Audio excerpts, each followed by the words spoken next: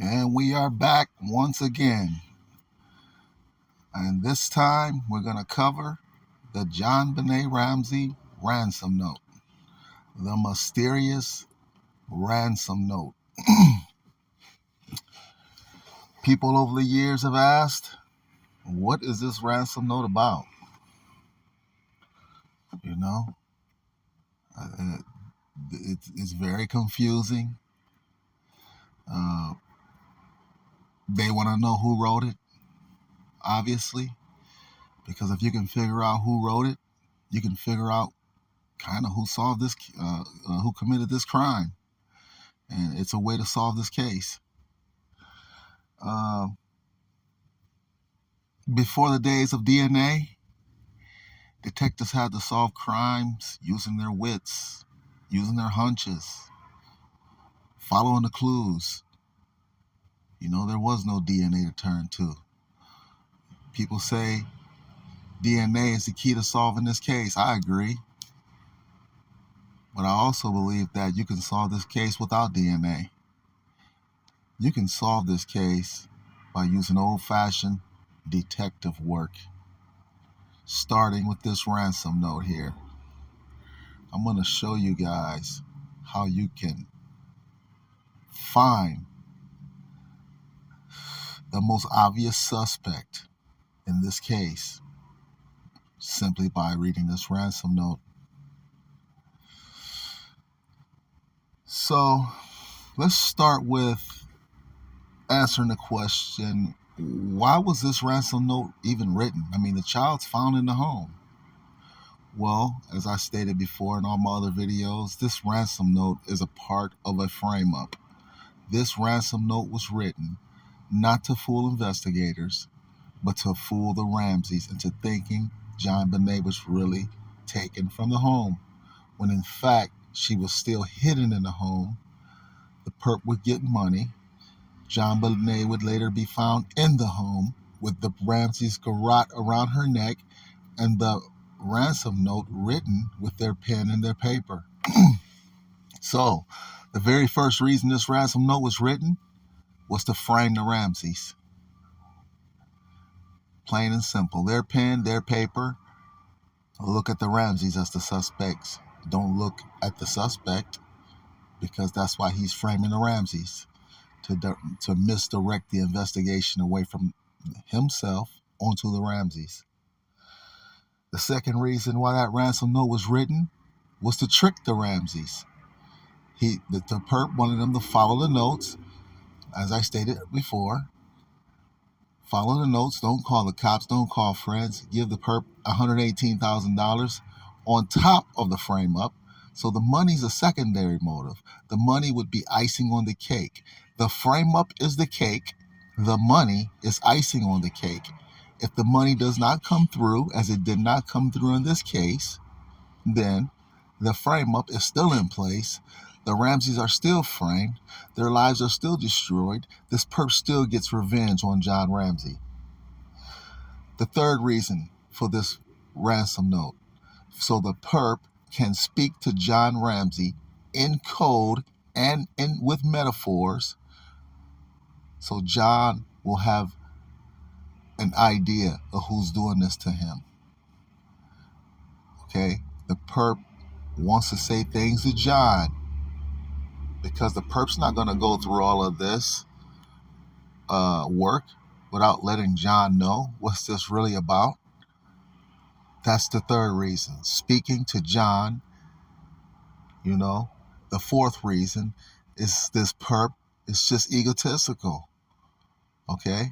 This perp wants to just show how smart he is, that he can get $118,000 with this elaborate frame up, and at the same time create this memento for this case, that this perp can go back and look on TV and see his ransom note, his handiwork, his garrote, all of his handiwork.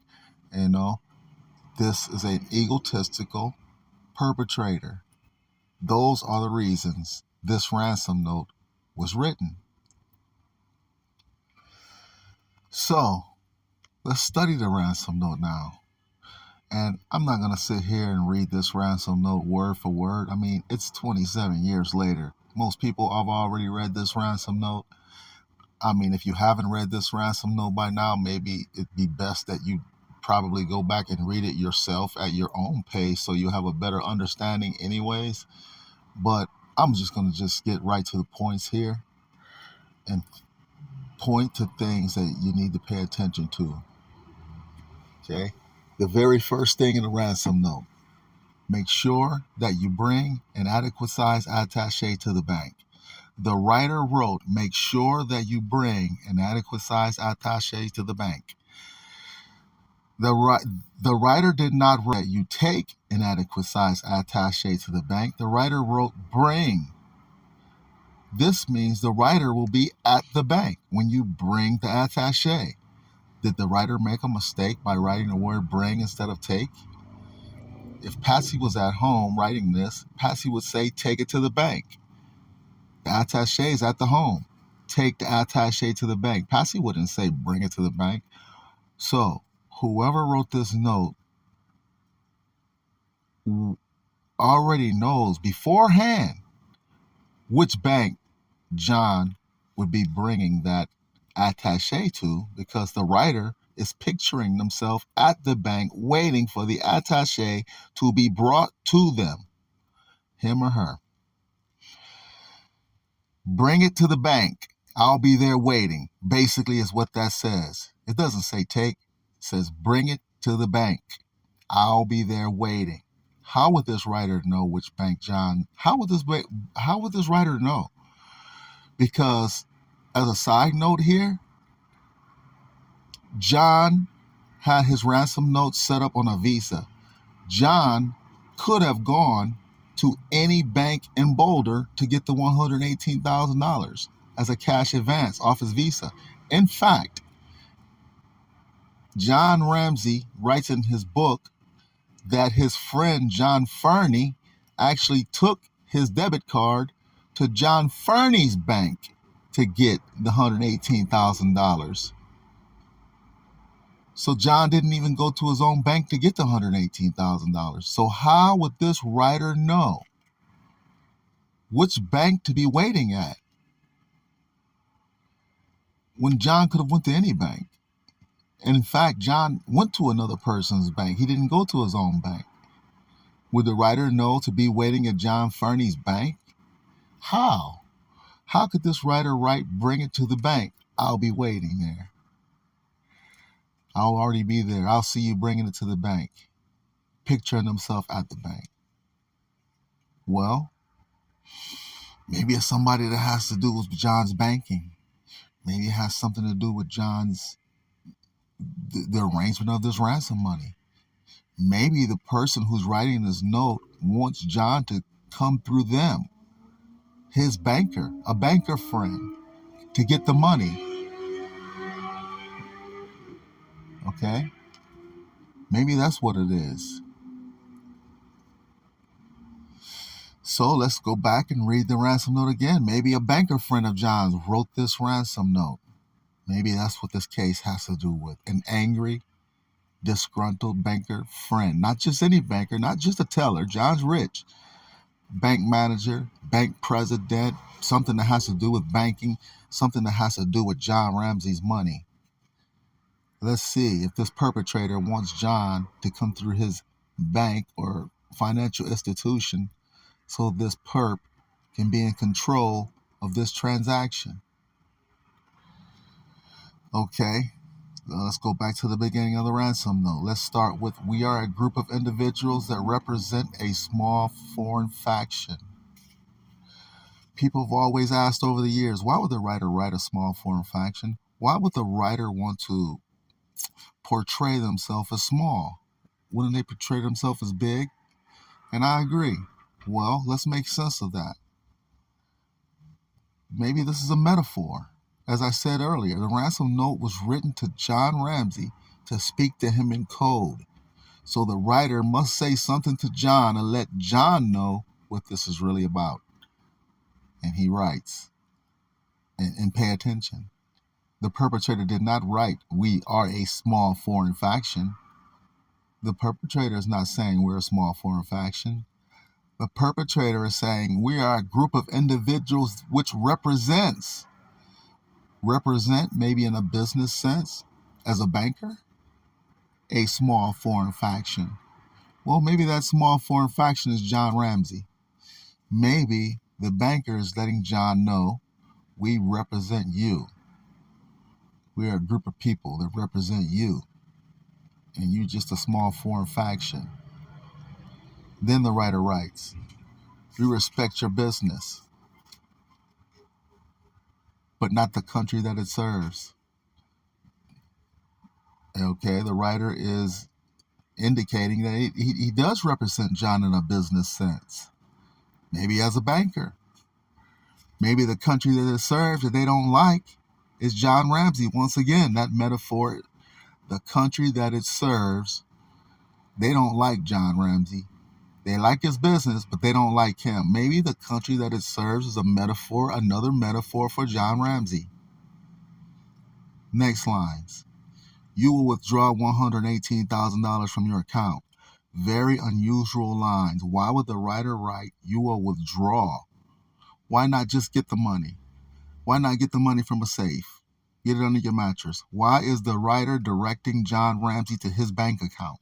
This means the writer has an interest in John's bank account because you need to withdraw it. Look, banker speak. Withdraw it. $118,000 from your account. Again, the writer has an interest in John's account. A banker friend would have an interest in his account. A banker friend would write the words withdraw instead of just get the money. The next point to look at. The $118,000 is written with a decimal point. Why? This perpetrator is thinking in terms of hundreds of thousands of dollars. A decimal point represents cents. Bankers use decimal points all day. Next, $100,000 will be in $100 bills and the remaining in $1,800 and $20 bills. The writer takes the time to write the word bills twice. Just say 20s and hundreds. Writes remaining, writing like a banker speaks. If we monitor you getting the money early, we will call you early. The perpetrator writes, they will know when John gets the money early. How will the perpetrator know when this note is being written, maybe a day or two before, when John will get the money? How will the perpetrator know? Follow him to the bank like they do in the movies? Well, while they're following him, the cops could be following them. Highly unlikely. This perpetrator is confident enough to write, I will know when you get the money early, hours before John finds this note. We will, and then writes the word monitor, not watch or just monitor. You can monitor from a computer screen. Another choice of words to show could be a banker. A banker would know if John gets the money early because the banker is telling John to withdraw it from your account, bringing John to the banker. The banker can control everything. Okay? Well, let's see. What else is there here?